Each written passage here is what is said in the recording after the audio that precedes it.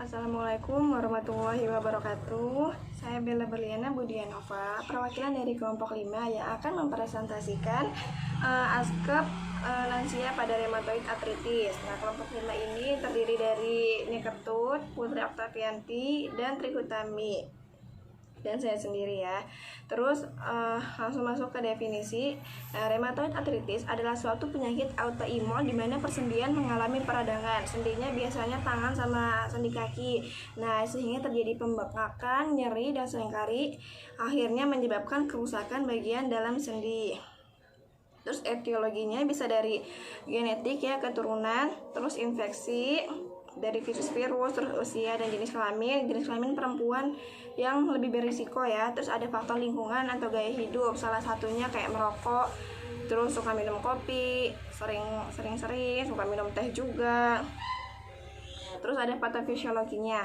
Penyakit autoimun yang menyerang persendian mengalami peradangan, kemudian sendi mengalami kerusakan. Nah, kerusakan mulai terjadi 6 bulan pertama serangan.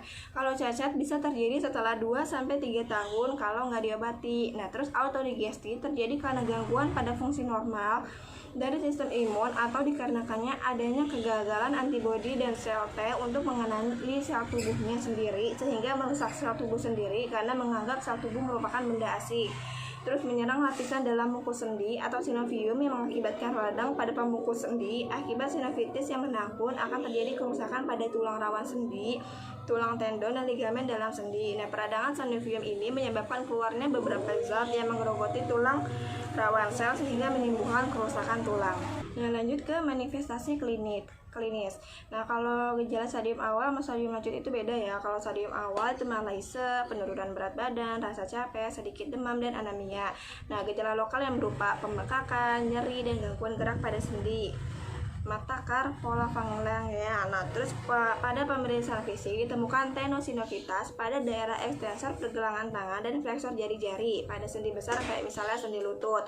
Nah, terus kalau stadium lanjut itu kerusakan sendi dan deformitas yang bersifat permanen. Selanjutnya timbul atau ketidakstabilan sendi akibat ruptur tendo atau ligamen yang khas dan berupa deviasi ulnar jari-jari, deviasi radial atau volar, terus pergelangan tangan serta valgus lutut dan kaki.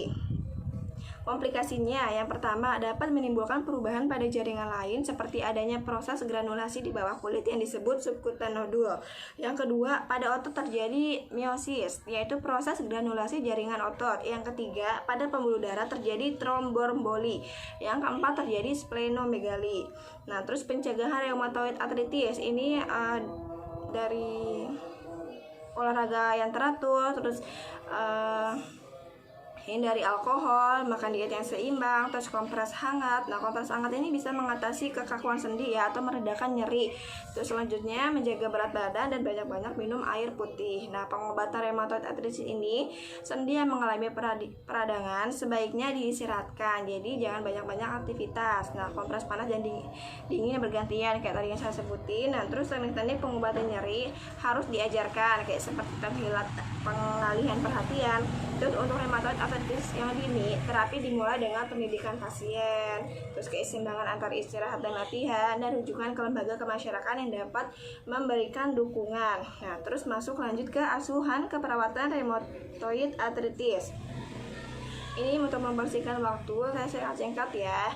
Nah, identitas dirinya ini Nyonya J, berumur 47 tahun, agama Islam, pendidikan terakhir SMA, pekerjaan sebagai IRT, status kawin. Nah, sumber informasi dari keluarga. Nah, keluhan utamanya nyeri dan kaku di bagian sendi jari-jari tangan dan pergelangan tangan, rasa seperti ditusuk-tusuk, sulit digerakkan, kurang nafsu makan, dan mual. Nah, faktor pencetusnya aktivitas dan pola makan pasien yang tidak teratur. Lamanya keluhan selama 4 hari, timbullah keluhan secara mendadak.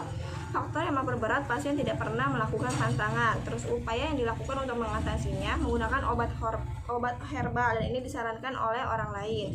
Terus riwayat kesehatan yang lalu, saya singkat ya. Pasien mengalami diare waktu kecil aja dan menggunakan obat-obatan tradisional. Nah, terus kalau pola nutrisinya, pasien makan 3 kali tapi pasien nafsu makannya kurang baik. Nah, terus dalam eliminasi maupun buang air besar maupun buang air kecil itu tidak ada keluhan. Terus pola tidur juga tidak ada keluhan. pola aktivitas dan latihan. Dia kan bekerja sebagai IRT ya. Nah, bekerjanya bersih-bersih rumah. Terus ada kesulitan dalam pergerakan tubuh dan mudah merasa lelah. Riwayat keluarga, ada genogram, bisa dilihat pasien ada keturunan arteritis reumatoid ini dari ibunya yang sudah meninggal. Terus ada riwayat ke lingkungan, kebersihan lingkungan tempat tinggal di daerah kumuh yang sistem sanitasinya tidak baik, terus bahaya rentan terhadap penyakit kulit dan diare, polusi terhadap air. Nah, terus aspek psikososialnya, pasien menggunakan kacamata, kesulitan endemi, pasien sering pusing. Terus persepsi dirinya, pasien berharap segera sembuh agar dapat kembali beraktivitas secara normal. Harapan setelah menjalani perawatan lebih memperhatikan kebersihan lingkungan. Terus perubahan yang dirasa setelah sakit, badan terasa lemah, nyeri saat tangan digerakkan dan merasa tidak nyaman. Terus suasana hati gelisah, komunikasi pasien masih jelas, pasien tinggal bersama suami. Terus ada kebiasaan seksual, ada gangguan hubungan seksual disebabkan kondisi sebagai berikut, yaitu libido, dan pasien tidak terlalu memahami tentang gangguan seksual yang dialami. Kajian fisik, masuk suhu tubuh 37 derajat Celcius, denyut nadi 60 kali per menit, pernapasan 18 kali per menit, tekanan darah 90/70. Terus kepala, pemanasan kepala, pasien merasakan pusing, selanjutnya tidak ada keluhan. Terus mata, pasien menggunakan kacamata plus ya, selanjutnya tidak ada keluhan.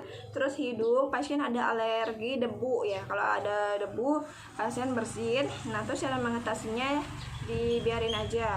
Mulut dan tenggorokan, gigi geligi, kerusakan gigi pada molar 3 dan 2 superior dextra. Tidak ada kesulitan berbicara, kesulitan menelan tidak ada. Pernapasan, pasien batuk kadang-kadang. Terus sirkulasi, nadi perifa 70 kali per detik, kapilari refileng kurang dari 3 detik, distensi ven dan jugularis tampak suara jantung tunggal, suara jantung tambah tidak ada. Nyeri pada bagian sendi jari, edema ada. Nah, neurologis, pasien masih dapat berorientasi terhadap waktu.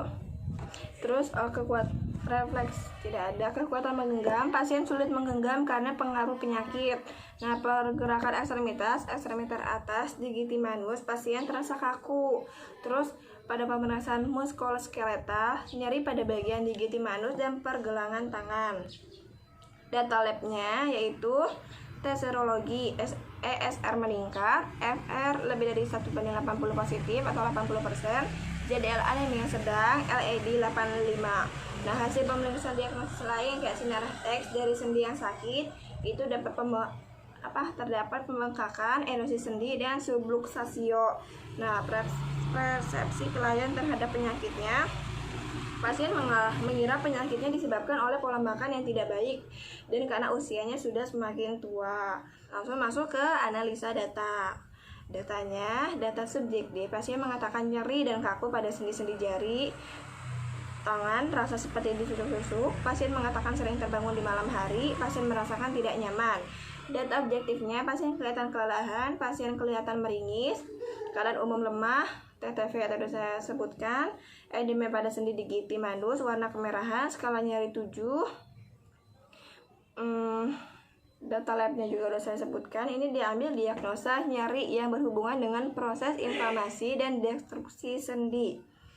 Nah, yang kedua, data subjektifnya, pasien merasa tidak nyaman, pasien mengatakan susah bergerak. Data objektifnya, pasien terlihat gelisah, pasien terlihat membatasi aktivitas geraknya, keadaan umum lemah, TTV sudah saya sebutkan, edema pada sendi digitimanus, warna kemerahan, skala nyeri 7, labnya sudah saya sebutkan tadi, dan diambil diagnosa kerusakan mobilitas berhubungan dengan deformitas skeletal. Nah, terus yang ketiga, data subjektifnya, pasien mengatakan tangannya sulit digerakkan dan kaku, aktivitas normal, cuma tadi terganggu ya karena nyeri. Nah, terus data objektifnya, pasien kelihatan tidak berdaya, pasien sering ketergantungan pada orang lain. TTV-nya sudah saya sebutkan, edema pada sendi digitimanus, warna kemerahan, dan skala nyeri 7. Ini diambil diagnosa gangguan citra tubuh berhubungan dengan perubahan penampilan dan kemampuan untuk melakukan tugas-tugasnya. Langsung masuk ke perencanaan asuhan keperawatan pada pasien rheumatoid arthritis. Diagnosa yang pertama perencanaannya yaitu selidiki keluhan nyeri, catat lokasi dan intensitas skala 0 sampai 10. Terus berikan matras atau kasar yang keras, bantal kecil, tinggikan linen tempat tidur sesuai kebutuhan. Terus biarkan pasien mengambil posisi yang nyaman pada waktu tidur atau duduk di kursi. Nah, terus tingkatkan istirahat. Terus tempatkan atau pantau menggunakan bantal, gulungan. Terus dorong untuk sering mengubah posisi, bantu pasien untuk bergerak di tempat tidur. Sokong sendi yang sakit di atas dan di bawah, hindari gerakan yang menyentak. Terus anjurkan pasien untuk mandi air hangat atau mandi pancuran pada waktu bangun atau pada waktu mau tidur. Sediakan waslap hangat untuk mengopres sendi-sendi yang sakit beberapa kali. Nah, terus diagnosa yang kedua, intervensinya ubah posisi dengan jumlah personal cukup, demonstrasikan atau bantu teknik pemindahan dan penggunaan bantuan mobilitas. Terus gunakan bantal kecil di bawah leher. Terus dorong pasien mempertahankan postur tegak dan duduk tinggi, berdiri, berjalan. Terus berikan lingkungan yang aman, yang nyaman maksudnya. Terus tindakan kolaborasinya itu berikan matras busa atau pengobatan kanan, terus berikan obat-obatan sesuai indikasi, agen anti reumatik dan steroid. Terus diagnosa yang ketiga, intervensinya dorong pengungkapan mengenai masalah tentang proses penyakit. Diskusikan arti dari kehilangan atau perubahan pada pasien atau orang terdekat. Memastikan bagaimana pandangan pribadi pasien dalam memfungsikan gaya hidup sehari-hari. Terus diskusikan persepsi pasien mengenai bagaimana orang terdekat menerima keterbatasan. Terus perhatikan perilaku menarik diri, penggunaan menyangkal atau terlalu memperhatikan tubuh. Susun batasan pada perilaku maladaptif. Bantu pasien untuk mengidentifikasi perilaku positif yang dapat membantu coping. Terus ikut sertakan pasien dalam merencanakan perawatan dan membantu jadwal aktivitas. Terus bantu dengan kebutuhan perawatan yang diperlukan. Berikan bantuan positif bila perlu. Kolaborasinya rujuk pada konseling psikiatri, misalnya perawat spesialis psikiatri, perawat klinis, dan berikan obat-obatan sesuai petunjuk, misalnya antisiantas dan obat-obat peningkat alam perasaan. Nah, tadi perencanaan udah disebutin, terus dilakukanlah implementasinya tindakan keperawatan. Nah, terdapat evaluasi ini hasilnya dengan SWOT hari ketiga ya. S-nya, pasien mengatakan nyeri dan kaku berkurang, pasien sudah sedikit merasa nyaman, objektifnya keadaan umum membaik, TTV-nya suhu tubuh 37 derajat Celcius, denyut nadi 80 kali per menit, pernapasan 20 kali per menit, tekanan darah 110/80. Edema pada sendi digiti manus dan pergelangan tangan berkurang. Skala nyeri 4, aktivitas pasien dibatasi agar nyeri dapat berkurang, obat yang diberikan untuk mengurangi kekakuan. A-nya, masalah belum teratasi dan planningnya intervensi dilanjutkan. Terus pada diagnosa kedua, S-nya pasien mengatakan rasa nyeri seperti ditusuk-tusuk berkurang, pasien mengatakan sudah bisa untuk istirahat dan tidur, pasien sedikit merasa nyaman. Objektifnya suhu tubuh 37 derajat Celcius, denyut nadi 80 kali per menit, pernapasan 20 kali per menit, tekanan darah 100/80. Rentang gerak terbatas, sudah bisa tidur nyenyak, obat yang diberikan untuk mengatasi rematik dan menekan inflamasi. A-nya masalah belum teratasi, planningnya intervensi dilanjutkan. Nah, pada diagnosa ketiga, S-nya pasien mengatakan ingin segera sembuh, pasien ingin dapat beraktivitas secara mandiri. Objektifnya, aktivitas pasien masih bergantung pada orang lain, kepada suaminya. Pasien membatasi rentang geraknya. A-nya masalah belum teratasi dan P-nya intervensi masih dilanjutkan. Nah, sekian presentasi dari saya. Mohon maaf bila banyak salah kata. Saya akhiri. Wassalamualaikum warahmatullahi wabarakatuh.